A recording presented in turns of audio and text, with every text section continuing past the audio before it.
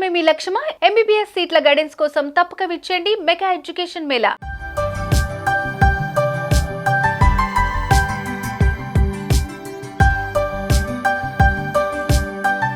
AP CM Chandrababu పాలనలో తన మార్పు చూపిస్తున్నారు. తనలో మార్పు చూస్తారని మొదటి నుంచి చెబుతున్న ఆయన నిజంగానే చేసి శభాష్ అనిపించుకుంటున్నారు.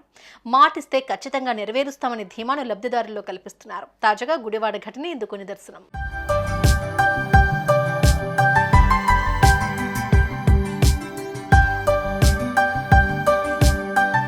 ఆగస్టు 15న గుడివాడలో రామబ్రహ్మం పార్కులోని అన్నా క్యాంటీన్ను ముఖ్యమంత్రి చంద్రబాబు పునఃప్రారంభించారు. ఈ సందర్భంగా ఏర్పాటు చేసిన సభలో కృష్ణా జిల్లా గుడివాడ మండలం వలివర్తిపాడుకు చెందిన ఆటో డ్రైవర్ రేమల్లి రజనీకాంత్తో చంద్రబాబు ముచ్చటించారు. ఆయన కష్టాలను తెలుసుకున్నారు.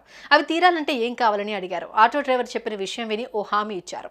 రాజకీయ నాయకులంటే ఇదంతా సహజమే అని ఆ ఆటో డ్రైవర్ కూడా వదిలేశాడు. కానీ చంద్రబాబు ఆ హామీ నిలబెట్టుకున్నారు.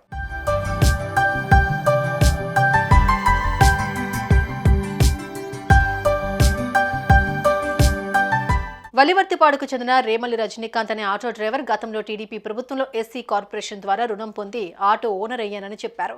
డీజిల్ ఆటోను ఎలక్ట్రిక్ వాహనంగా మార్చుకుంటే ఖర్చు తగ్గి ఆదాయం పెరుగుతుందని చెప్పారు. దీంతో స్పందించిన చంద్రబాబు నీ వాహనంతోనే ఈ విధానం ప్రారంభిస్తామని అన్నారు.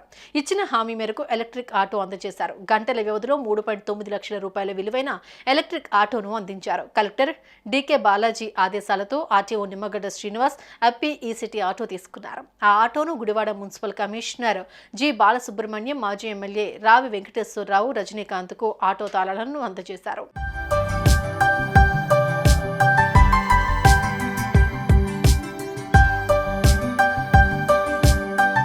నా జీవితంలో చాలా మంది నేతలను చూశాను, కానీ చంద్రబాబు లాంటి నేతను ఎన్నడూ ఇంత దగ్గరగా చూడలేదన్నారు ఆటో డ్రైవర్ రజనీకాంత్.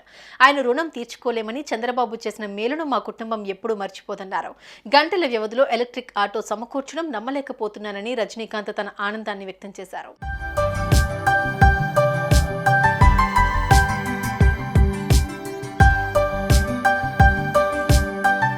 అందరికీ నమస్కారం అండి.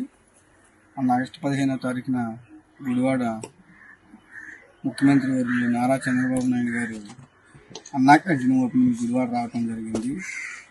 ఆ రోజు నాకు స్టేజీ మీద హామీ ఇచ్చిన ప్రకారం మీరు ఏ ఆటో తోలుతున్నారని సీఎం గారు అడిగారు. డీజిల్ ఆటో తోలుతున్నా అని చెప్పడం జరిగింది. ఇంకా ఖర్చు తగ్గే మార్గం ఏమైనా ఉందా అని ఆయనే అన్నారు. ఎలక్ట్రికల్ ఆటో ఇస్తానని అక్కడ స్టేజీ మీద నాకు వాగ్దానం చేశారు.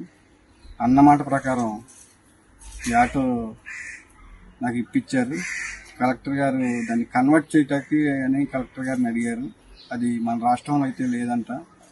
దానికోసమని చాలా మందిని కనుక్కొని చేయటం అవకాశం లేదని మాకు ఎలక్ట్రికల్ ఆటో ఇవ్వటం జరిగిందండి. సీఎం గారికి ధన్యవాదాలు చెప్పుకుంటూ నేను ఎప్పటికీ సీఎం గారికి రుణపడి ఉంటానని, నా కుటుంబానికి ఎంతో ఆదాయం పెరుగుతుందని నేను నమ్ముతున్నాను.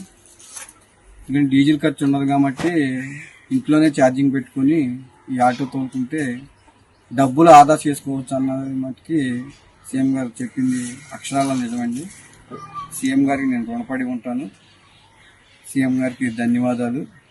జీవితాంతం సీఎం గారి పేరు చెప్పుకుంటానని తెలియజేసుకుంటున్నాను.